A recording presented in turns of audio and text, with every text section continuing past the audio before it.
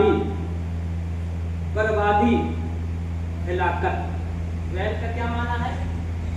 خرابی، بربادی، ہلاکت. ویل ویل ہے، خرابی ہے، ہلاکت ہے، بربادی ہے. کس کے لیے خرابی ہے؟ کس کے لیے ہلاکت ہے؟ کس کے لیے بربادی ہے؟ اللہ فرماتا ہے ویل لکل ہمزۃ لمزہ. ہر اس شخص کے لیے خرابی ہے، ہر اس شخص کے لیے بربادی ہے، ہلاکت ہے، جو لوگوں کے پیٹھ پیچھے عیب جوئی کرتا ہو، عیب نکالتا ہو، منہ پر عیب نکالے اور پیٹھ پیچھے برائی کرے.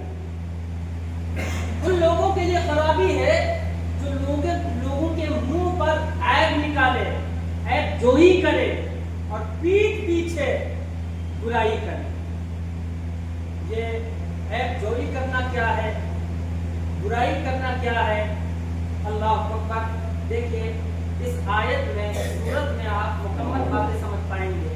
ویل ہلاکت ہے، بربادی ہے. کن کے لیے ہلاکت ہے؟ کن کے لیے بربادی ہے؟ جو لوگوں کے منہ پر عیب نکالتے ہوں، ان کے اندر کمیاں نکالتے ہوں، ان کے اندر برائیاں تلاش کرتے ہوں، ان کی عیب کو ظاہر کرتے ہوں. ایسے شخص کے لیے ہلاکت ہے، بربادی. اور پیٹھ پیچھے ان کی برائیاں کرتے ہوں، چغلخوری کھاتے ہوں، چغلی کھاتے ہوں، ایسے شخص کے لیے کیا ہے؟ ہلاکت ہے، بربادی ہے. دنیا میں بھی ہلاکت ہے، آخرت میں بھی بربادی ہے. آپ کو بتا دیں یہ جو آیت ہے، یہ آیت کفاروں سے متعلق، کفاروں کے بارے میں نازل ہوئی. وہ کفار جو حضور صلی اللہ علیہ وآلہ وسلم اور صحابہ کرام پر اعتراضات کرتے تھے. کون سے کفار؟ وہ کفار جو حضور پر اعتراض کرتے، صحابہ پر اعتراضات کرتے، چغلی کھاتے، برائیاں کرتے، ان کے اندر عیب تلاش کرتے. تو ایسے کفاروں کے لیے اللہ رب العزت نے ارشاد فرمایا ویل لکل ہمزۃ لمزہ. یعنی ان تمام شخص کے لیے ہلاکت و بربادی ہے جو منہ پر عیب نکالے اور پیٹھ پیچھے چغلخوری کرے، چغلی کھائے، غیبت کرے پیٹھ پیچھے.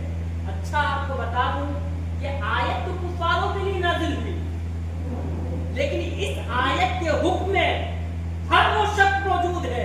اس آیت کے حکم میں ہر وہ شخص ہے جو چاہے مسلمان ہو چاہے کوئی بھی ہو، اگر عیب جوئی کرے گا، غیبت کرے گا تو وہ ہلاک ہوگا، برباد ہوگا.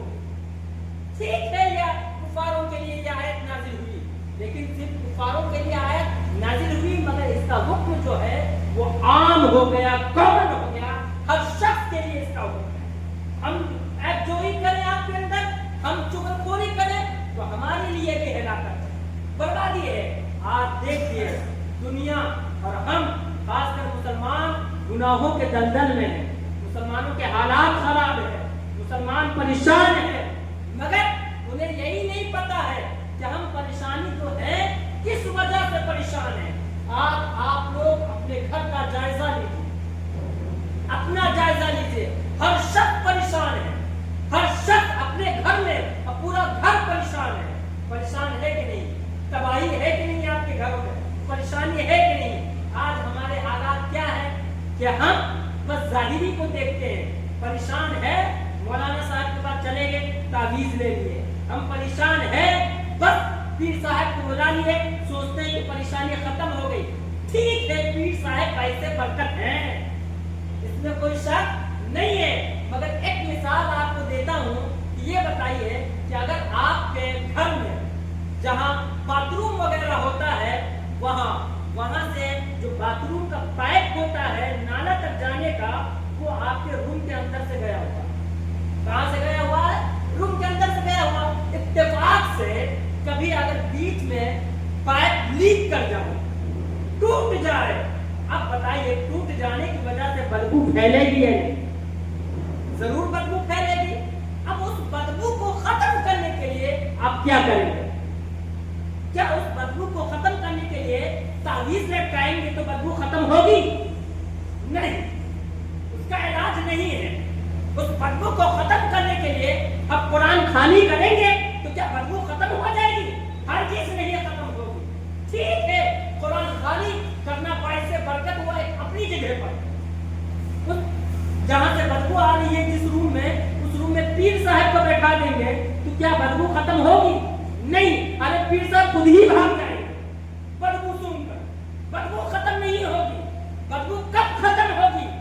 آپ پلمبر کو بلا کر جو جگہ ٹوٹا ہے، جس جگہ پر لیکیج ہے، اس جگہ کو ختم کریں گے، اس جگہ کی مرمت کریں گے، بدبو خود بخود چلی جائے گی، بدبو خود بخود ختم ہو جائے گی۔ اسی طریقے سے ہماری زندگی میں، ہمارے گھروں میں کہ جو حالات خراب ہے، پریشانیاں ہیں، بے شمار پریشانیوں سے ہم جھیل رہے ہیں، بے شمار پریشانیوں میں ہمارے گھر والے اور ہم مبتلا ہیں، لیکن ہم جس وجہ سے پریشانی آئی ہے ان وجہ کو ختم نہیں کر رہے ہیں اور دوسرا علاج کرتے ہوئے نظر آتے ہیں۔ بتائیے، کیا ہمارے گھروں میں چغلخوری نہیں ہوتی ہے؟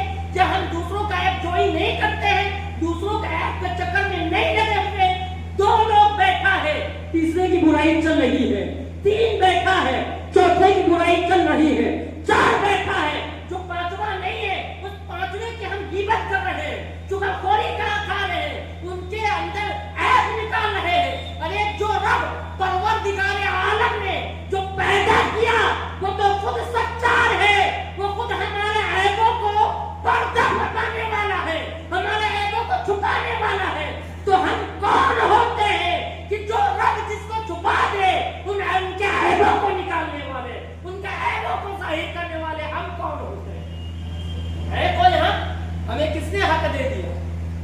جس پاک پروردگار عالم نے مجھے پیدا کیا، جس پاک پروردگار عالم نے کیا نام ہے ہمیں روزی دی، وہ تو ہمارے عیب کو چھپا کر ستار ہو گیا، وہ تو اپنی ستاریت دکھا رہا ہے کہ دیکھو میں تمہارے عیبوں کو لوگوں کے سامنے پردہ کھول نہیں رہا تاکہ تمہاری عزت خراب نہ ہو، بنی بنائی عزت ختم نہ ہو، اور ہم عیب نکال رہے ہیں، دوسروں کے سامنے عیب جوئی کر رہے ہیں، ان کے اندر کمیاں ڈھونڈ رہے ہیں، اور ہم خود کمیوں پہ کیا گناہوں کے اندر ہیں، ہم خود ہمارے اندر اتنے گناہ ہیں کہ ہم بتا نہیں سکتے، اور دوسروں کے گناہوں کے چکر میں لگے ہوئے ہیں، دوسروں کے گناہوں کو ہم دیکھ رہے ہیں۔ جی نہیں، گناہ دیکھنا آپ کا کام نہیں ہے۔ حدیث شریف میں آیا ہے کہ انسان کی اچھائیوں کو بیان کرو اور گناہوں کو چھپا لو، انسان کی اچھائیوں کو بیان کرو اور گناہوں کو کیا کرو؟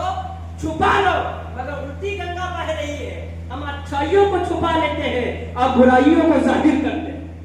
یہی وجہ ہے کہ ہم جو عیب جوئی کرتے ہیں ان کی اچھائیوں کو چھپا کر، برائیوں کو ظاہر کر کے ان کی عزت کو گھٹانے کے چکر میں لگے ہوئے ہیں۔ اللہ تعالیٰ فرماتا ہے قرآن شریف میں ویل، خرابی ہے، بربادی ہے، ہلاکت ہے۔ سمجھ جائیے، آپ کے گھر میں اگر عیب جوئی ہے، آپ کے گھر میں چغلخوری ہو رہا ہے، اب آپ کے گھر میں پریشانی ہے، ہلاکت ہے، تو بجائے اس کے کی تعویذ لے، پہلے چغلخوری بند کر دے، عیب جوئی بند کر دے، دوسروں کو جو عیب نکال رہے ہیں عیب نکالنا بند کر دے۔ اللہ نے چاہا تو آپ کا عیب نہ کرنے کی برکت سے آپ کے گھر کو شاد و آباد کر دے، اللہ نے چاہا۔ آج ہم کیا نام ہے جس وجہ سے بدبو آ رہی ہے اس وجہ کو بند نہیں کر رہے، اس وجہ کو ختم نہیں کر رہے، بلکہ ان کے علاوہ کے چکر میں پڑے ہوئے ہیں۔ ہم اپنے کمیوں کو نہیں دیکھ رہے۔ حدیث شریف میں آیا ہے کہ اپنے کمیوں کو دیکھو، اپنے اندر کی کمی تلاش کرو۔ آج بتا دیں آپ کو دنیا میں سب سے آسان چیز کیا ہے؟ بتائیے، دنیا میں سب سے آسان چیز کیا ہے؟ بتائیے، دنیا میں آج کے دور میں سب سے آسان چیز دوسروں کے اندر کمی نکالنا۔ سب سے مشکل چیز کیا ہے؟ اپنی اصلاح کرنا، اپنے اندر کی کمی نکال کر اس کی اصلاح کرنا، یہ سب سے مشکل ہے۔ اور دوسروں کی کمی نکالنا سب سے آسان کام۔ بیٹھے ہیں، ایک مقولہ ہے عربی میں، من لیس لہ ورد فہو کرد۔ کردن کا معنی ہوتا ہے بندر۔ بتائیے بندر کے پاس کوئی کام ہوتا ہے؟ نہیں ہوتا ہے، اس ڈالی پر اس ڈالی پر، یہاں چھڑپنا وہاں اچھلنا وہاں کودنا، یہی سب کام من لیس لہ ورد فہو قرد. تو عرب کا مقولہ ہے کہ جس کے پاس کوئی کام نہیں ہے فہو قرد، تو وہ بیکار کا کام کرتا ہے، فالتو کا کام میں لگا ہوا ہے، ان کا عیب نکال رہا ہے، ان کی چغلخوری، ان کی چگلی میں لگا ہوا ہے، ان کا عیب نکال رہا ہے. اللہ اکبر. اللہ تعالیٰ قرآن شریف میں فرمایا ہے یا ایھا الذین آمنوا اجتنبوا کثیرا من الظن فإن بعض الظن اثم. اللہ تعالیٰ قرآن شریف فرماتا ہے ایمان والو، اے مسلمانوں، اجتنبوا، بچو بہت سے گمانوں سے، بہت سے زیادہ گمان سے بچو. کیوں؟ اس لیے یہ ضروری نہیں ہے کہ تم جو فلاں کے بارے میں جو گمان کر رہے ہو وہ صحیح ہو. ضروری نہیں ہے، ہو سکتا ہو تم بدگمانی کر بیٹھو اب گنہگار ہو جاؤ. اسی کو حضور نے فرمایا ہے ایاکم والظن، بدگمانی سے بچو. تو پھر کیا کرو؟ تو حضور فرماتے ہیں ظن المؤمنین خیرا، مومن کے لیے بھلا گمان کرو. اگر راتوں بھر جاگ رہا ہے یہ مت کہیے کہ رات بھر جاگتے ہو، ارے نماز بھی پڑھتے ہو. جی نہیں، گمان کیجئے کہ وہ نماز بھی پڑھتا ہوگا. گمان کیجئے کہ ہاں ہو سکتا ہے وہ نماز بھی پڑھتا ہوگا. میں اس کا دیکھتا ہوں کہ 4 بجے 5 بجے تک کیا نام وہ آن لائن رہتا ہے. تو ضروری نہیں ہے کہ وہ آن لائن دیگر کاموں میں ہی رہتا ہو سکتا ہے کہ نماز پڑھنے کے لیے، تہجد کے لیے اٹھا ہو، موبائل دیکھ لیا. یہ اچھا گمان ہے. کیا یہ اچھا گمان ہے؟ حضور فرماتے ہیں ظن المؤمنین خیرا، ظن المؤمنین خیرا. کیا مومن کے لیے بھلا گمان کرو. اب گھر کی پریشانیوں کو دور کرنا چاہتے ہو، حالات خراب ہے، آپ پریشان ہو، تو بجائے ادھر ادھر بھٹکنے کے آپ کو بتا دیں ان چیزوں کو تلاش کیجئے جن وجہ سے پریشانی آپ کے گھر میں داخل ہوئی، ان کو ختم کر دے. اور آگے اللہ کیا فرماتا ہے ویل لکل ہمزۃ لمزہ. اس کی تفسیر آپ نے سنا کہ خرابی ہے، ہلاکت ہے، بربادی ہے ان تمام لوگوں کے لیے جو ان لوگوں کے منہ پر عیب نکالے اور پیٹھ پیچھے برائی کرے، یعنی غیبت کرے، چغلخوری کھائے. ان کے لیے دونوں حرام ہے. ایسے کرنے والوں شخص کے لیے ہلاکت ہے. آگے اللہ فرماتا ہے الذین